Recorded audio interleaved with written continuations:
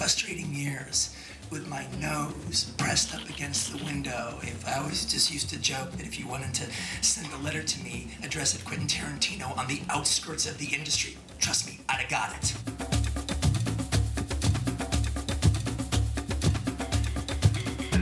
A friend of mine, Sheldon Lettich, had mentioned that there was this guy, Quentin Tarantino, working at Imperial Pictures.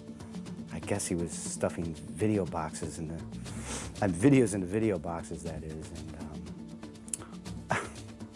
And Sheldon said, yeah, this guy really knows your work. He knows the movies you've done. And, you know, I also co-wrote Evil Dead 2 and so on. And so Sheldon says, yeah, Quentin would really like to meet you.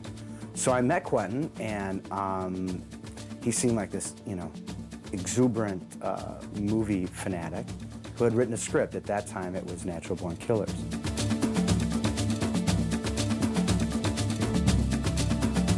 When I read Natural Born Killers, that was the first thing I read of Quentin's, and I read True Romance and of course Reservoir Dogs. But I went, why isn't this film already been made? Because you have to understand, Quentin was so broke. He didn't have a car, he didn't have anything. That's why he would be crashing. He crashed on my couch all the time. Really broke, just not a cent to his name. It was really great to see him like get his first writing gig. Because making money for him any other way, that was fine. That was just the way to make money, to get paid for what you really love to do, that was, I think, really meant a lot to him. And it was just great to see that. It was just like,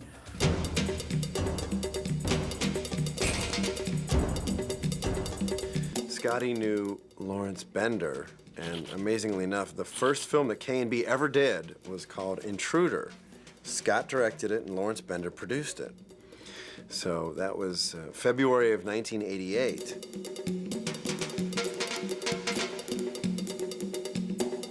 I made this film with Scott, and it was a little while after that. It went really well. It's called Intruder. And Scott was friends with Quentin. And Quentin was this buddy of Scott's who was a really talented guy, had a script, and you know, he needed me to produce it. To actually produce a low-budget movie. I met Lawrence Bender at a party for a friend of mine, a friend of Lawrence's. Lawrence had just done his first movie. It was a $100,000 slasher movie called The Intruder for Empire, Charlie Band's old company. The cheapest movie Empire ever made, which is saying one hell of a lot. I really liked The Intruder. I thought it was like the Coen brothers had made a slasher film, all right? And I've always been a big fan of the slasher film genre. And I'd never met a real producer in my life. Not one who would talk to me anyway. So he said, I'm gonna write this script called Reservoir Dogs. It all takes place in the garage. And he explained this whole thing to me. And he said, we can make it for like $50,000. And he had just sold True Romance, so he could have a little money from that. Not a lot. And I was gonna see if I could raise any more money. We could shoot on 16 millimeter and the whole thing. And he wrote the script in 3.5 weeks, literally. And I went to his house, drove up to his house. He didn't have a car. And he was hand-picking them out on his typewriter, and I was reading them. I was like, oh my God, this is amazing. This is really amazing. And I got like really excited, and I said, listen, give me some time. I could raise some real money for this. And he said, no fucking way. and Lawrence basically said, hey, I can get you the cash for this, and Quentin put the caveat. It's like, all right, you got X amount of time. You know, it sounds like a movie plot in of itself. You've got X amount of time to get the dough, otherwise I gotta go elsewhere. We signed like a piece of paper that we hand wrote out. And that's basically how it all began.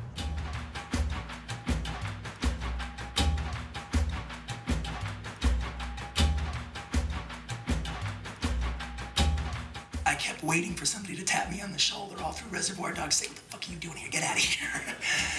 And Lawrence was the one saying, calm down. They're not gonna fire you. You're okay. I've got your back. Hooking Quentin and Lawrence up in that sense, because it just reminded me of myself and Lawrence in that same situation just a year or two earlier. And so you're both really hungry. You both want to make the best movie you can. And it's weird, and you go and do it. It's just like, wow. It's like, cool. All right.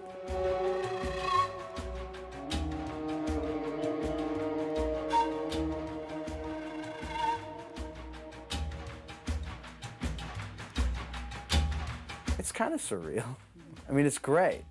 And everybody just wishes that they could even have a little piece of that, you know, of any kind. But to do what you love, and then to have people embrace you for it and want to give you awards and lots of money and everything else, it's kind of cool.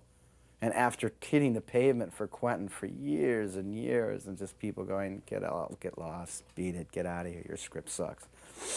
It's especially, I think, gratifying, you know? So that's ultra, just so cool. I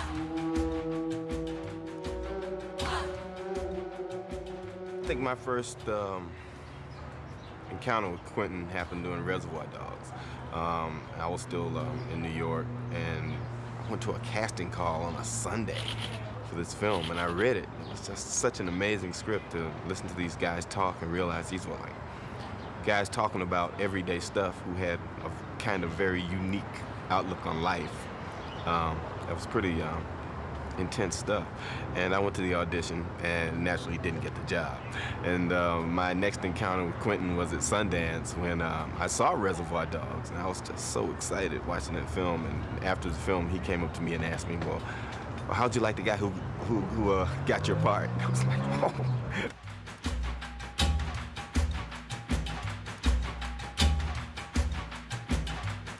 I'm interested in playing any part that Quentin writes, really, and that was when we worked together last. It was everybody's feeling. All the actors that were on Reservoir Dogs, we'll come in and do a line if he wants us to, or we'll come in and play a big part. It doesn't matter, but if he wants us, we'll be there.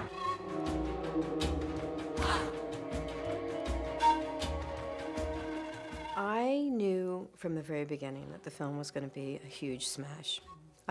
Smash hit. I knew when I read the script, I knew when the actors who were getting involved, I knew from meeting Quentin that it was going to be something really special. I remember going to a party when I was in the middle of cutting Reservoir Dogs, and I had all these images in my head from Reservoir Dogs. I mean, but they were such incredible, wonderful images, even though they were violent. And I went to this very uptight party, and I was trying to explain to some people this film, and I just realized that I couldn't without them seeing it.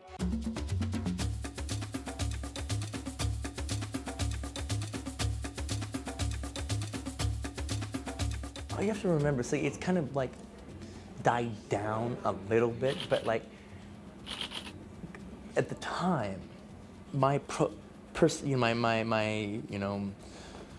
profile in the industry, or the way critics wrote about me, or part of the thing that they always talked about me, all right, was violence, violence, violence, violence, violence. He's the violence guy, and he likes violence, all right, so in movies, all right? And so if you were gonna take a slab at me, it was like almost like I'm immoral for doing what I'm doing, all right? Like saying liking violence in movies is the same thing as liking violence in real life, all right? You know, it's just not. Let's see. Well, I met Quentin because he had liked some of my earlier work, and he just wanted to meet me. I was kind of one of his favorite actors, and Brian De Palma was one of his favorite directors, and he kind of correlated us, I think. And what happened? He just wanted to meet. So we got together, and we met, and we had a good time, and said, gee, one day we'll do a project together. Little did I know it would be his next project, because when he finished the script, he kind of, I think he was thinking of a different actor prior to it, and then suddenly he thought, you know, John might be really good for this. So he presented it to me, and I read it, and I thought it was one of the best scripts I'd ever read. Dark, but great. I've just been John Travolta's one of my favorite actors. I've just been a big fan of his for like a really long time.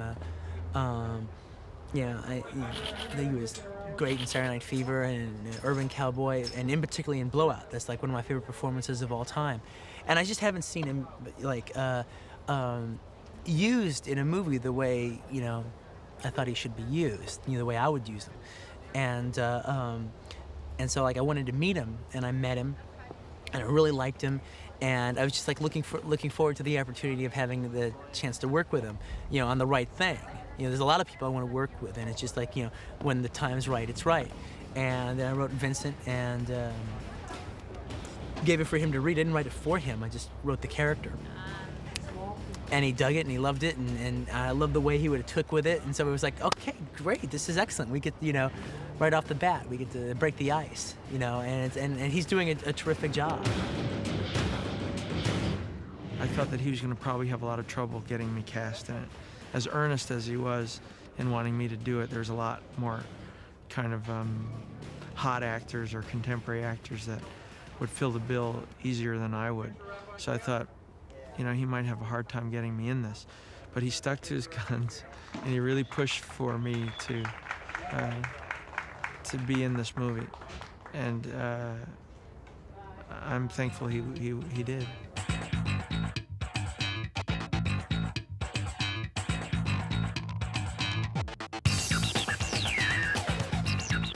I've done True Romance, read Natural Born Killers, and auditioned for that. And when I heard that he had me in mind when he wrote this part for this film, I was too excited. So when I got the script, I read it immediately, and I couldn't believe what I read. So I immediately started it again to make sure, and I read it through twice, to make sure. I was like, God, this is so amazing. On all sides by the inequities of the selfish and the tyranny of evil men. I'm trying real hard to be the shepherd.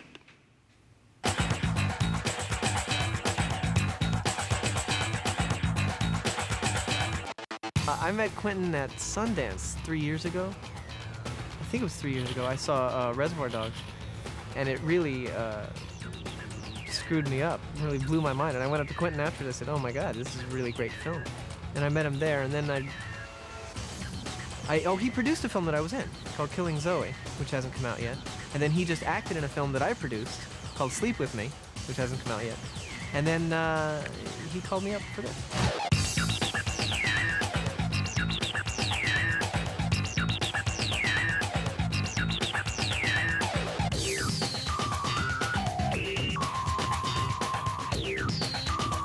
I was like every other actor in Hollywood, came and auditioned, and I actually auditioned for the part of Mia. Everybody did, and then it was my birthday, and Quentin called me up, and they asked me if I would play the part of Jodie, and I said, yeah, great, sure.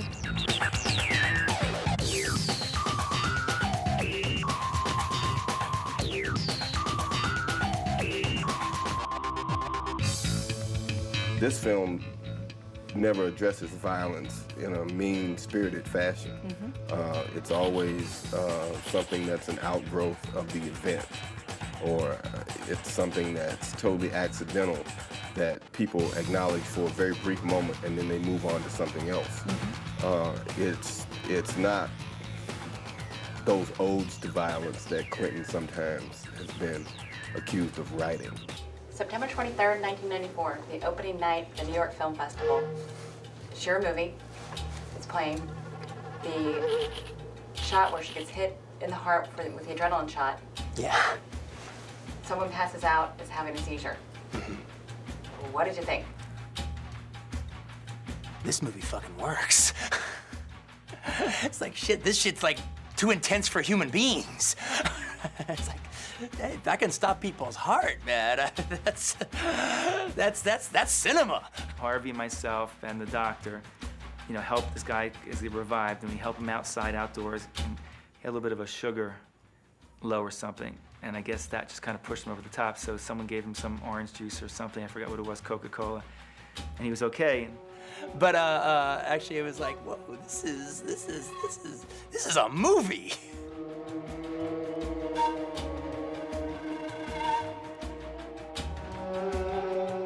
Well, that's what I've been sitting here contemplating. First, I'm gonna deliver this case to Marcellus. Then, basically, I'm just gonna walk the earth. What you mean, walk the earth? You know, like Caine in Kung Fu. He has a great facility for writing natural dialogue, even though these people are killers or, I guess, misfits in society in a certain kind of way. They have real conversational things going on in their lives like normal guys, or just normal people, and that's just so unique. The great thing I think about Quentin's writing is that it all seems real. It's like the words just come out like real people talking, which is a relief as an actor. It's a relief.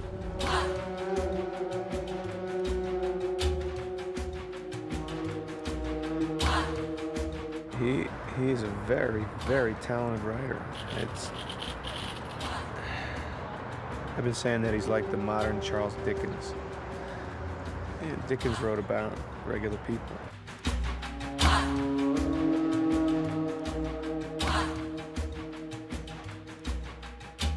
We've asked everybody this question. We've asked everybody if they could take a stab at telling the story of the movie. Telling this story? No. No way. Absolutely not. No way. Sure, it is.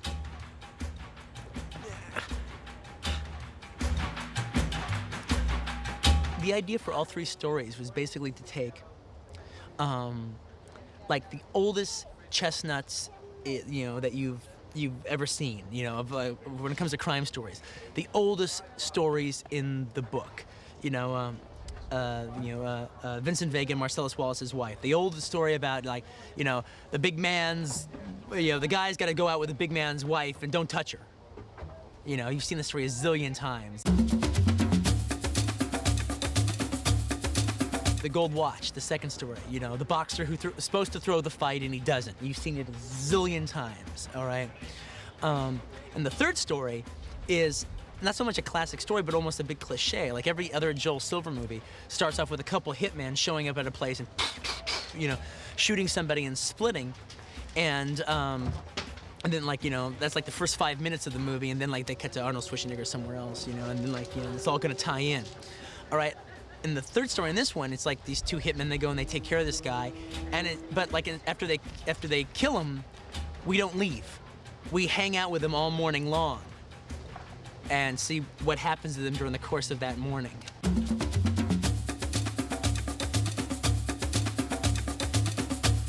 What Quentin finds so interesting, he said anyway to me at one point, is not, it's not the scene where someone comes into a restaurant and blows someone's head off, but his interest in all these crazy, totally, hyper-real things that he writes about is how we all in life react to them in extremely normal ways. There are three stories that are really about one story, and it's very difficult to do that. It's very difficult to write something that is that complex and that complicated and still so, simple of a story. And it's about this kind of everyday common sense minutia meeting up against these extraordinary, amusing, or not necessarily unreal, but hyper real, dramatic activities that are taking place. And it's the sort of the textural fabric of the human amused kind of relationship to those larger than life events. I remember reading Reservoir Dogs, which was structured in a similar way where you're real time and then flashbacks. And then Pulp Fiction, he took it even a little further because there were three stories, and those stories somehow always ended up intermingling. If you give the audience the opportunity to use its brain, it will. I'm using old forms of storytelling and then purposely having them go run awry. You know what I mean? So it's like so it actually even seems even wilder because you've seen these stories a zillion times before, but you've never seen them quite play out like this before.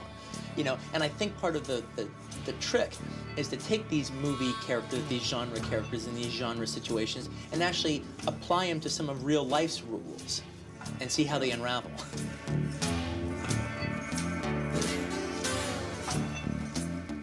The different colors, the levels, it's very much, Shakespeare said, holding the mirror up to nature. That's pretty much what I feel his writing, and especially how my character is written, is like. It really is as if Quentin met Marcellus somewhere or saw this, experienced this situation and put it down on paper. Well, the film kind of has basically three leads in it. It's got Vincent, who's the lead of the first story, Butch, who's the lead of the second story, and Jules, who's the lead of he's really the lead of the third story. Oh, I'm sorry. Did I break your concentration? And then like there's different characters that come in and support them. Like for instance, like Vincent is kind of supporting Jules in the third story. And he's got a small little part in the second story with Butch, and Butch has got a small part in Vincent's story. Looking at something, friend? You ain't my friend, Palooka. You know, so they're like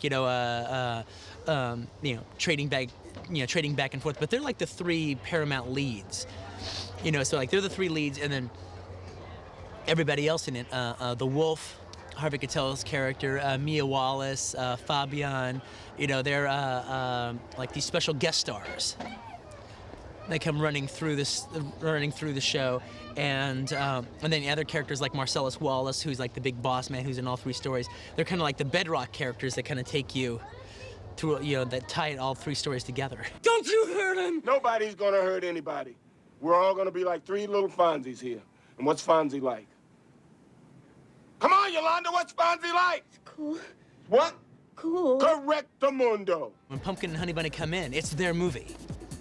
We don't know different. Yeah, and we don't know any different. You know, they come on like they're the stars of the movie, you know?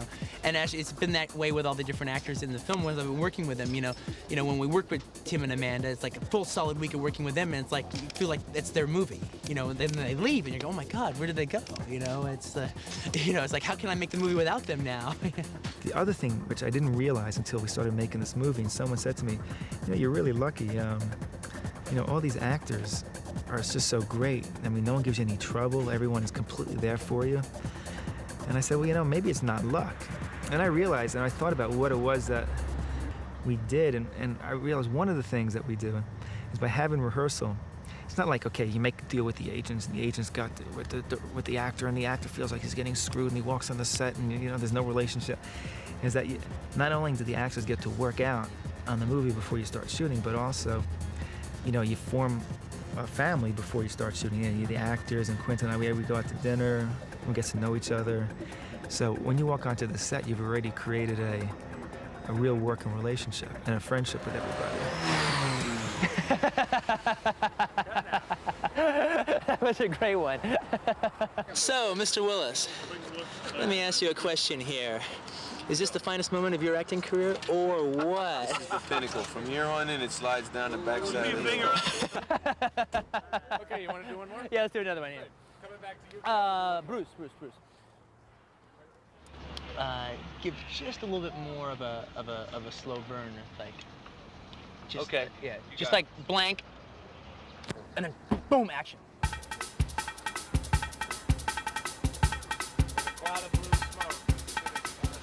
It's almost like doing stage work. It's the closest thing that I've done to stage work, I think. Because everybody here, I think, feels the same way I do and really respects Quentin's writing to the point of not wanting to come in and say, well, we have to take this line out and change this, and why can't I say this now? There's a respect for the writing that I haven't seen since I worked in New York on stage. The theatrical aspect of it for me is more so the rehearsals and how Quentin, he speaks what I call actor language. And Ken explained the whole thing, how we're gonna do it, like boom, hit the windshield, you know, boom, on the ground there. You know, everybody's here because they love the script and want to work with Quentin, who's a great writer, and you know, so it's fun. It's a great crew. Everybody's into it. It's like summer camp or something. It's really nice. It's the way movies should be made. Well, I think he's one of the best directors I've worked with. And he's very, very enthusiastic, and that infects everybody. Everybody gets enthusiastic. And it's just fun. It's a circus, really. Well, that's, you know, what I've found is that the only way to feel like you have a chance of making a good film is by working with people who are better than you. And, or people that are totally unique and different and special, directors and actors.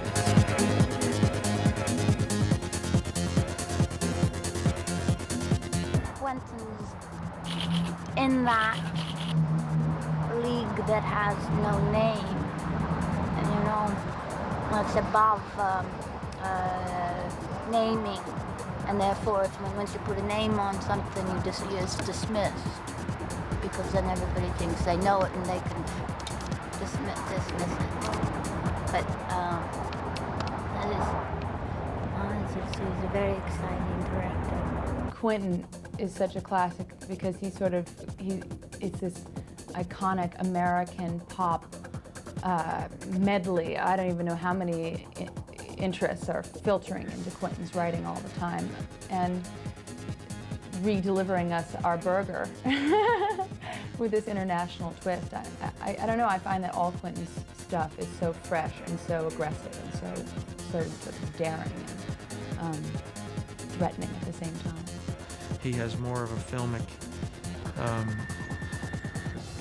reserve in his mind than I've ever seen before. And he's bold with movies. He's an aggressive filmmaker. He knows exactly what he wants to do, and he's not concerned about mixing styles, or he just knows film is his clay.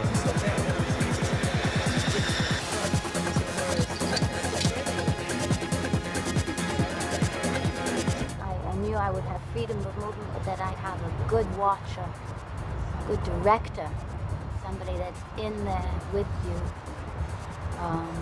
not in your head, not in your heart. I don't mind that either, but he's in there with you, and he expects a great deal. That's great, that's great. Now remember, I want just blank expressions, just blank. You guys are gawkers. Quentin is a very responsible filmmaker. I mean, it's quite amazing. I mean, Quentin does not want to go over budget. He does not want to go over schedule. I mean, he's very proud of the fact that he makes his days and that he stays on budget, and it makes him happy. You know, there's some directors that don't give a shit. And it's not even, I'm not even saying it's bad necessarily. I mean, it makes it hard on the people who are putting up the money. But Quentin is a director who completely, I mean, he's so responsible. He's almost too responsible. Matter of fact, there was like one location on this shoot that it was funny. Andre, the DP, came up to me and says, "Oh, what's going on? It's like you're the director and Quentin is the producer." Because Quentin say, "Forget it, it's too much money. I don't want to do it."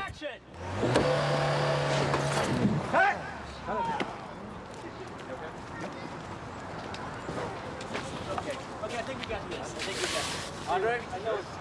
Andre? Well, it was good. He came over, but I mean, it was good until the thing kicked up when his foot came down. There are more moments. Can we do once again? Well, you know, the thing is, I'm getting it from the roof. That's what I'm getting. Once he starts tipping off that roof, I'm cutting it on the ground. All right, we got the roof clear twice, right? Yeah. Yes or no? Let's move on. Okay, coming around. It's not worth it. It's a pickup shot. You know, it's one shot. Quentin really sets the tone. It's a crew of people that love making movies. Like, I don't want to leave the set. This is a total get-it-out-of-your-system movie. Before we leave out of this, we're so happy here, and let's just do one more just like that, because that was excellent. It is a movie that you should see again and again and again. I think it will live a long time. This is no fad writing. This is no fly-by-night thing.